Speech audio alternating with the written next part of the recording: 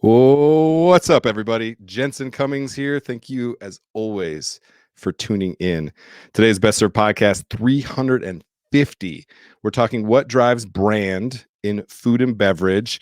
We're going to talk about relationships, reputation. We're going to be talking with Paige Stroup of Junipero Gin. This is part of In the Weeds Menu Meeting Fall 2021 campaign. You've been seeing us all over the place. Elle Jarvis of In the Weeds will be here as well. From these video cast conversations to clubhouses to amazing articles, all really thinking about menu meeting. At the beginning of a shift, we have menu meeting to talk about what's going to happen during the next service. What are we getting ourselves into? What do we believe in? What are we focused on? We want to really look through that lens for the broader industry, bringing together thought leaders, change agents, movers and shakers across the industry in every level, in every facet, all across the country. And this conversation will be exactly more of that. So I want to bring Elle in to kind of set the table for us here quick. Elle, good to see you. Hi, Jensen. All right. So a lot to unpack here. When you and I think about food and beverage brands, especially you doing so much on the event production and working so much with beverage brands, kind of lay the groundwork for us. What do we need to understand? What maybe has been the status quo to this point in our industry when it comes to the relationships that we have at a corporate level with food and beverage brands, and what's your hope and kind of what are we trying to steer forward, and lay that out for everybody. Yeah, sure. So, I mean, it's no secret that a adult bev brand is built on premise, right? When you look On at premise being a restaurant, a bar. Off premise being a retail location for jargon. Yeah. Yes. So on premise being a bar and restaurant, a place that you go and sit and enjoy your experience within restaurant walls. Off premise being a liquor store, a package store, or a grocery store. In some states, a state liquor store.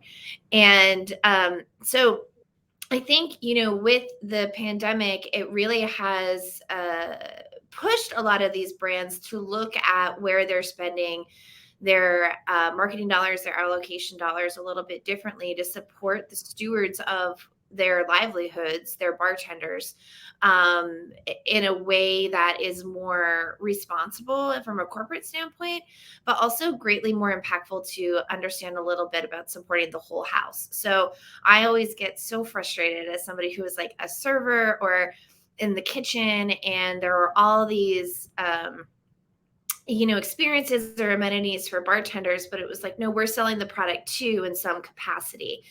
So as we start thinking about In the Weeds holistically, helping the whole house, how do we sort of push these brands in a way to think about the restaurant as the holistic restaurant and the people who power it? So we saw what happened, when the pandemic first started, and we were ground zero. Restaurants were the first to close. A lot of them aren't reopening. We're the last to come back as strong as possible. And we did see a lot of these brands go out with these huge $1 million press releases. We're giving $1 million to these 5 organizations. And those 5 organizations were getting flooded with applications. And some of these brands didn't even tell those organizations yet how much they were getting out of that $1 million. So how that was really irresponsible from where I sat. The brands are putting extra effort and lift on these orgs that are trying to support the industry without really being transparent and doing it in a way that's actually creating more harm, but they're getting a return on investment through these press releases because people are like, oh, I got to go out and get that rum or that gin to support the restaurant industry. So through having these conversations and working with, I don't want to say smaller brands because I think that denotes the work and the craft that a lot of these brands that don't necessarily have these $1 million budgets are doing, and having these conversations to sort of look at KPIs differently and look at activation points differently. I've worked historically in restaurants, but as my second career, I consulted for food and wine festivals and huge brands to activate in our space. And the budgets are there, but the budgets are 100% driven for eyeballs, consumer engagements, and that like celebrity chef or celebrity bartender, which I think if through these conversations, we'll be able to navigate how to just support the whole house at large. And I'm so excited to be talking with Paige about this from Junipero Gin, because they've been a great partner over the past several months to us. It just getting the word out of what In the Weeds is doing on both coasts. We've been doing activations in the West Coast and the East Coast. So Love that. I just love the idea and the execution of having brands support the physical, financial, and mental health of hospitality workers at every level and every facet. I think that's important. And there maybe hasn't been the opportunity for those conversations as part of it. And now In the Weeds is absolutely creating those opportunities. So let's bring Paige in here. Paige Stroup from Junipero Gin. Paige, good to see you. Hey, it's good to see you guys too. All right, so we'll get into the meat of the conversation here in a little bit. And yes, I'm going to have lots of chef and food puns. I can't help myself. But Paige, let's touch on Junipero Gin. Give us a little bit of the origin story and a little bit of the trajectory, where you've been and kind of where you're going. No problem at all. Actually, it's exciting. We're celebrating our 25th anniversary this year. Congratulations. Thank you. Yeah, way back in 1996. Back when vodka was king. Wait, 1996 is way back? Oh, man. So long ago. It's really not that long ago. Yeah, right. Makes me feel old. We're old now. I know. Oh, the reminder all year long. But our founder really wanted to buck the norm at the time. So he decided to launch a gin that, gin was not really popular at the time, but it wasn't just any gin. It was a big, bold, juniper forward, 98.6 proof, unfiltered gin. Unfiltered was unheard of at the time. Yeah. It's so common now. Right. But back then, it was very much breaking with the norms. Now, this is a ethos that we have carried through from back 25 years ago when we first launched and bucked the norm of the time to today. And where we're looking to move forward today is it's not just about continuing to fight against the norms. It's about fighting for what matters to us. Yes. And that is our local communities and the community at large. So here in San Francisco, we've got a great community within the hospitality industry, but we're also got a great community within the LGBTQ. So we've been partnering up with the Harvey Milk Foundation in addition to In the Weeds, because we want to give back to these communities and continue to give them the voice that they deserve and put the light on them as a whole. And I'm interested in that because that's a shift for brands at large. Now, not to speak to Junipero Gin, because obviously you've been doing things differently for 25 years. That's in your DNA. Yet at large, for anybody who doesn't realize, this is very different. The $1 million press release that Elle kind of, quipped about is a reality. We throw money at problems. We throw money at like where are the most eyeballs versus where is the most impact. And so that's a pretty big shift. What's it like internally to say, where are we going to focus our attention, our resources, our money, our actual capital into different communities? How does that go about? And the reason that I'm asking this is because I think first it's a mindset shift. We have to shift the mindset of how we go about business at every level. We know that. And most of us don't know how to go about that. We've been doing the same thing for 25 years. We don't know anything else. So I'd love to get some of the internal thought processes that go on within Junipero Gin to support the Harvey Milk Foundation, support In the Weeds. How do you get there? I've actually been very, very fortunate. I have a leadership team that is 100% on board. They see the power of this kind of outreach and the impact that it has, not only from a brand standpoint, but the impact that we can have within our communities. And we're all about driving and growing brands of purpose. So Junipero is a part of the Hotaling & Co. company, which has actually got a couple other great brands underneath our belt, like Luxardo, like Hirsch Bourbon.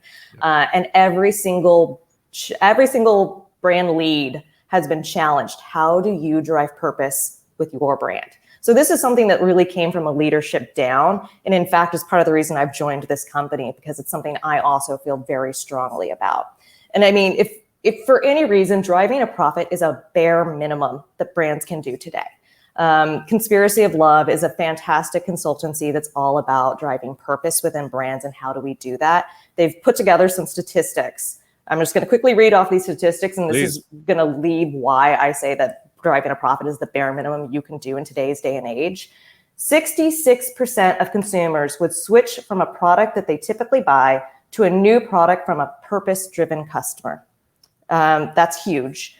And then on top of that, 78% of these same consumers would tell others to buy from a purpose-driven company that they're supporting.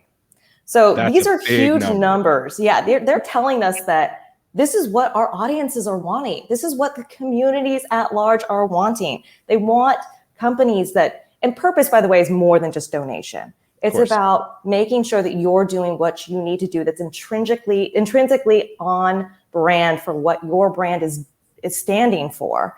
So it's really all about making sure that you are doing what's right.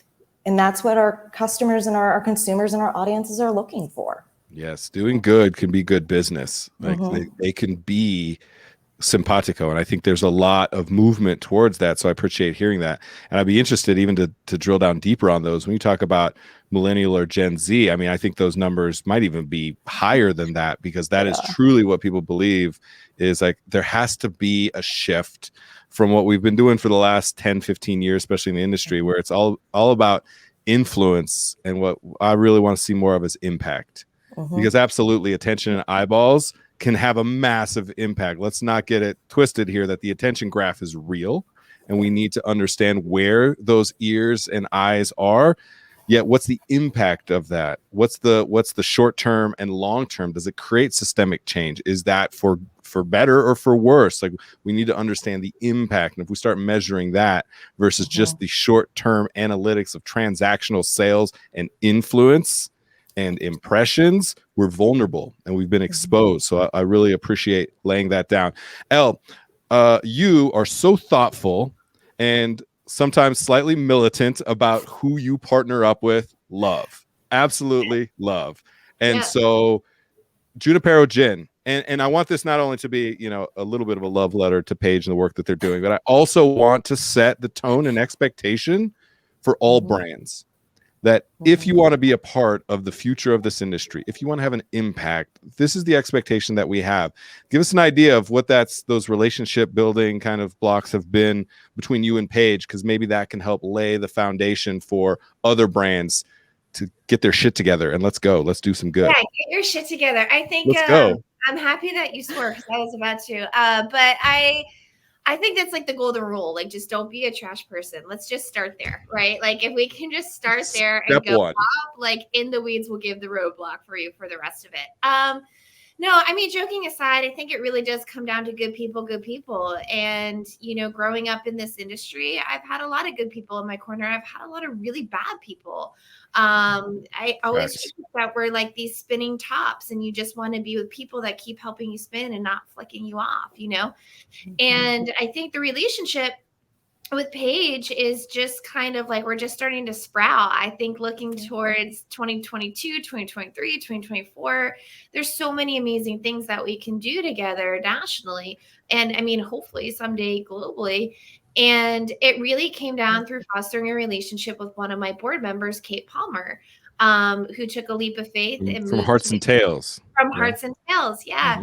She took a leap of faith. She moved to the West Coast. She opened her own importing company. And I mean, she's in the weeds. I don't know how she has time to even like answer my emails sometimes as a brand new startup. But I really trust the relationship that I have with Kate. And I know that Kate wouldn't introduce somebody into our orbit that could potentially be harmful.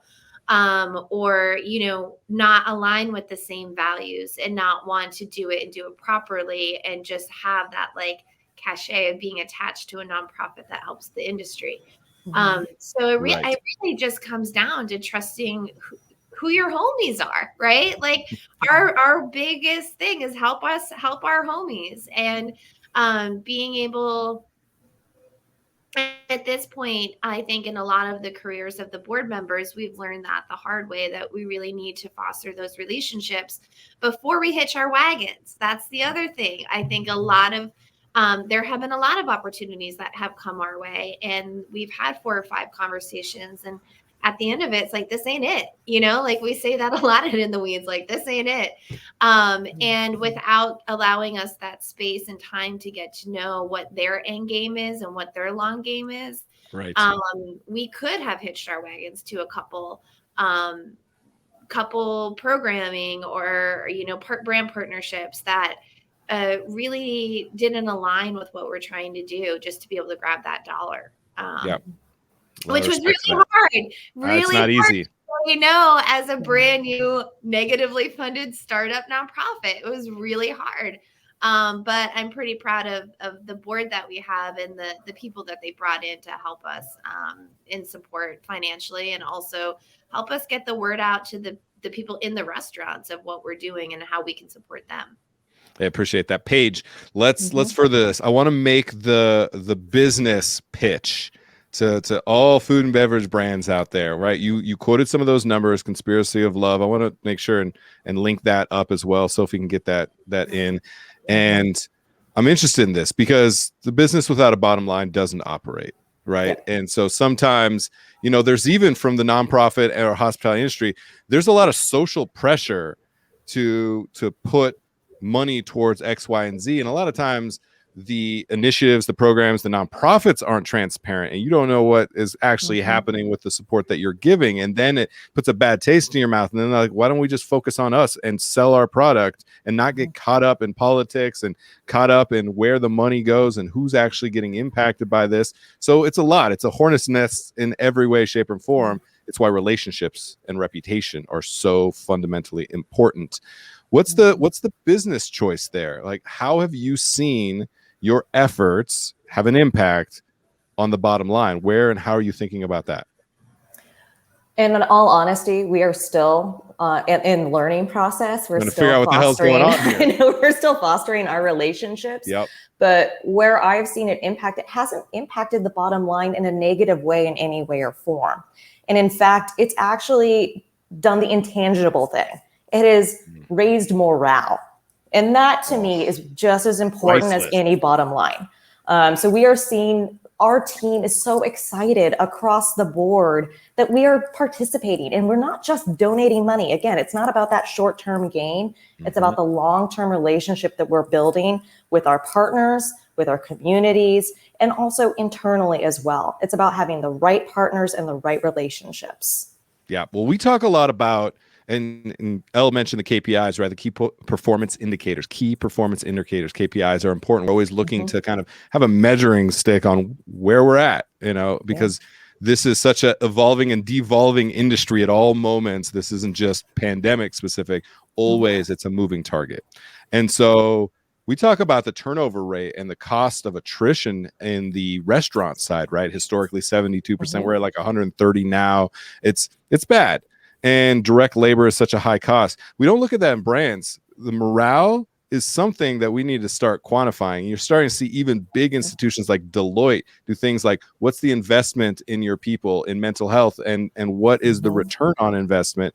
The return on investment for morale is going to be one of those intangibles that we are spending a lot of time and effort trying to understand, because it is the true difference between success and failure, not just on the bottom line, but in the culture that we're building. That's not just a buzzword. That's the reality of the way that we do business. So I very much appreciate that you're pointing that out for sure.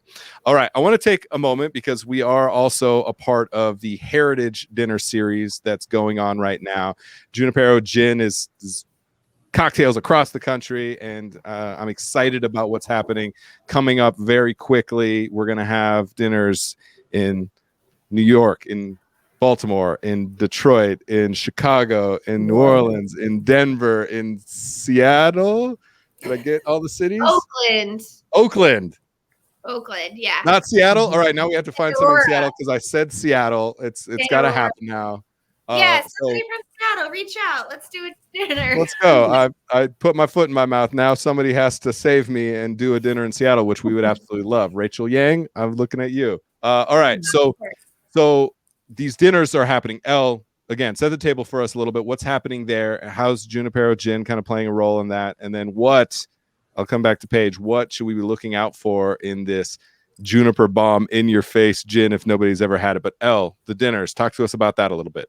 Sure. So our first one is Sunday, October 10th. So coming up, and we're rolling coast to coast. So we're doing an Eastern Standard Time, a Central Standard Time, a Mountain Standard Time, and a Pacific Standard Time, with a lineup of really talented and like effervescent and like the charismatic and like the most fuzzy humans that you and can ridiculously talented in the kitchen. and ridiculously talented, like ridiculously talented. So we'll be in Brooklyn with Cicely Sierra, in Baltimore with Chef Katina Smith, and Detroit with Fried Chicken and Waffles, which is Nick and Chai. Which, if you are watching this, you have to go back and watch their video cast that they did last week. I think it was so funny. And then we're moving into Chicago with Chef Jasmine from Tasting India and Chef Melissa from Alma in New Orleans. And then we're with you, Mountain Standard Time, Caroline Glover at Annette, and Carlin Carr, who's the wine director of Frasca Food and Wine Group. So Tavernetto will be a pickup location. Wow. And then we'll be at Alkali Rye, which is a really dope bottle shop in Oakland with Knight it's just an amazing bottle shop that Kate, one of our board members, fostered a relationship there for us. So you go that on is such a unbelievable lineup. I want to pause for a moment. Unbelievable lineup to ever get together to do anything together, let alone all across the country, figuring out how to pull all of this together, all of the moving parts that come. Nothing if not ambitious to the nth degree. So I'm like really big just fan of all of the work that all these women are doing in their kitchens, let alone in their communities, let alone the leadership that they're showing at large across the industry. So I cannot understate the impact that these individuals and this amalgamation of amazing humans is going to have on this industry. And so just really proud to just share any space with any of the names that you just mentioned.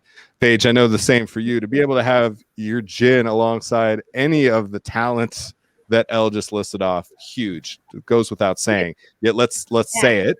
And, I was like, my jaw's dropped every single time she brings a new chef forward. I'm like, what? Yeah, and honestly, it's a testament to the talent that we brought on board. Like, there are people that I didn't know 3 months ago that they're like, you've got to have this person on board. You have to. And again, it's those relationships. It's, having that intake call and who do you not want to work with? Like, who you want to work with? Right. We're all in this together. So yeah, you can buy your heat at home meal kit that the chefs created based on their heritage. And you can also add on a shaker and spoon tidy martini kit that you pair with your Junipero Gin. And if you use the code In the Weeds on the Junipero website, it's 10% off and free shipping.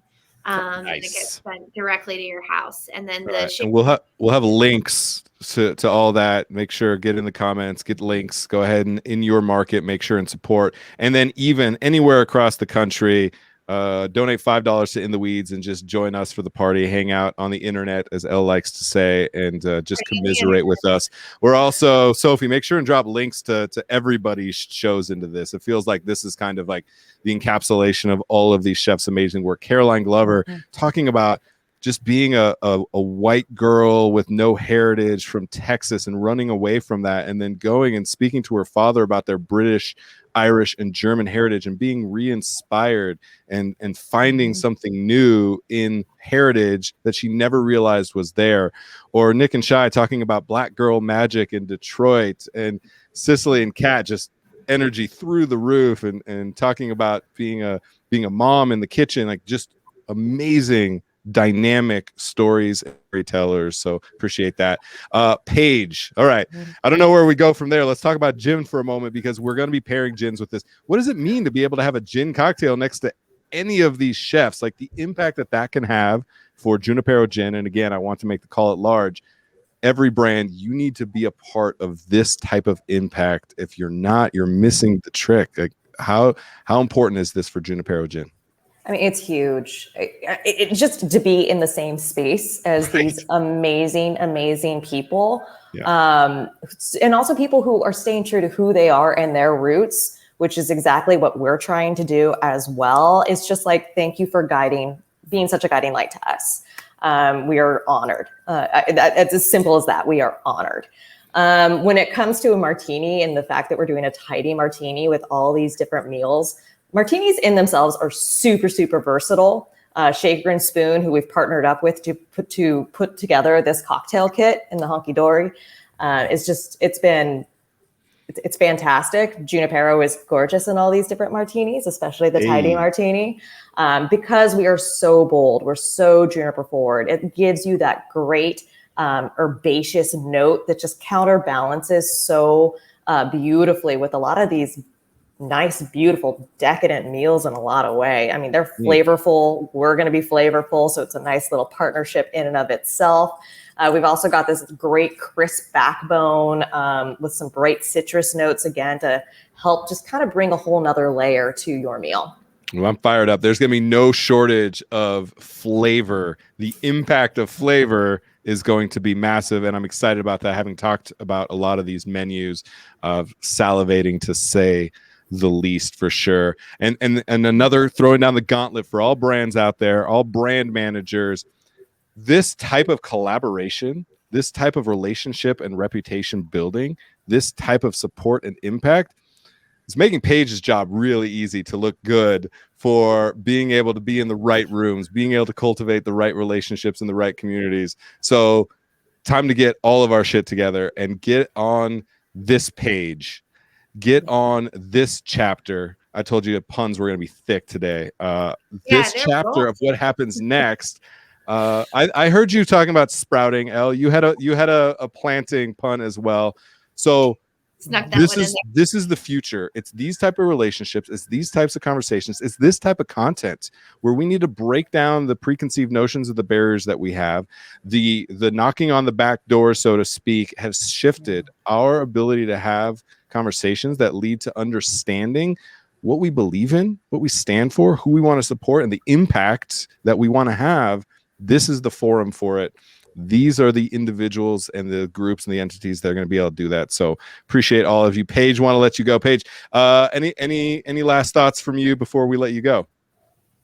I mean, my main last thought is this is just a start. I mean, we've got so much room to grow as a category. Again, I keep saying community because to me, that is where we can drive the most impact, is looking back to our communities. We and love it. Keep saying community. I said impact like 14 times. So community, community, community. Let's go. 100%. I mean, we are just starting. I love your rallying cry of like, hey, everybody get with the times. Yeah. There's so much that we can still do all together. And it's not about one-upping one another. It's not that competitive. It's about coming together for a greater cause. So really sky's the limit, and we've got so much ahead of us. I'm really looking forward to it. Paige Stroup, Junipero Gin out in San Francisco. Thank you so much for your time. Thank you so much for the work that you're doing. And like you said, we have so much more work to do, and I'm excited about watching what happens next. So you have a great rest of your day. All right. Thanks. Thanks to you both. Thanks, Paige. Cheers. All right. Awesome. Like this is, I just imagine you and I, right, in the generation that we came up in over the last 20 plus years in this industry, being kids when we started this industry, where were these conversations 25 years ago? Like this is it. Yeah. This is the way that we cultivate relationships, cultivate brand, cultivate reputations, make that impact. It feels so good. And it's like, where the hell have we been for the last 20 years? I'm so happy that we're here now. Last thoughts from you before we wrap. Yeah, and I mean, we can only hopefully they're listening, right? Hopefully they're hearing us, and we're not canaries in a coal mine, because I know personally, when I look at the budget of In the Weeds and what we've been able to do with the brand support that we've had, which is not huge. If we can do that, can you imagine if like the adult bev industry is $1.49 trillion in 2020 in US dollars, trillion with a TR. Trillion. Can you imagine if these big five houses just allocated 1% of sales to be redistributed to champion the physical, financial, and mental health of our industry that sells their product, and not 1% of sales to redistribute in like $500 micro grants that you might have to wait 6 months for, but really investing in the groundwork of being able to give the tools to make this a more sustainable career to the people who power it. That's it. That's the whole game. That's why we're here. I can imagine it. You can imagine it because we're visionaries and that's what we do. Now it's time to figure out how we can be the stewards of creating that opportunity for everyone to be a part of that. And that's exactly what we're doing right now. And so that's why I was like, I want to throw down the gauntlet because this is happening. This isn't theoretical. This isn't like someday when things are warm and fuzzy, we'll be able to do this. This is now. Not only is it an opportunity, it's becoming mission critical day by day. If you are not thinking and communicating in the way that we are right now, you're missing out. Like, you're going to get left behind and you're going to have to spend a lot more money, time, and effort just to rebuild the reputation and relationships that you've lost through showing that you don't care about the same things that we care about. You just had enough money and enough booze to be able to mask the fact that it was not a balanced relationship. So we need to find that balance. And a great PR team. And shout out to the great PR teams. Now it's a shift. We need to shift, and now is the time. And those numbers, the 60%, the 75+% of people that want something different, that want purpose within the brands that they interact with, that they consume, the products that they consume, that number is only going to go up, and the expectation and the accountability is only going to go up. So, and we got a lot of work to do, El. Appreciate you. Let's get you out of here. All right. As our friends in Chicago say, accountability is love. So that's truth. Truth. All right. El Jarvis of In the Weeds. Appreciate you. And we'll talk again soon. Okay. Bye, Jensen. Bye. All right, everybody. That is it for this episode. Brand. Let's get it out there. Let's have an impact. We're throwing down the gauntlet once again. Paige Stroup of Junipero Gin doing an amazing job of supporting community, as she said. Once again, this was Best Served Podcast 350. What drives brand in food and beverage? I'll tell you, it's the impact, it's the community, it's the transparency, it's the way that we build reputation and relationships. That's it. I appreciate you all, as always, for tuning in. Cheers.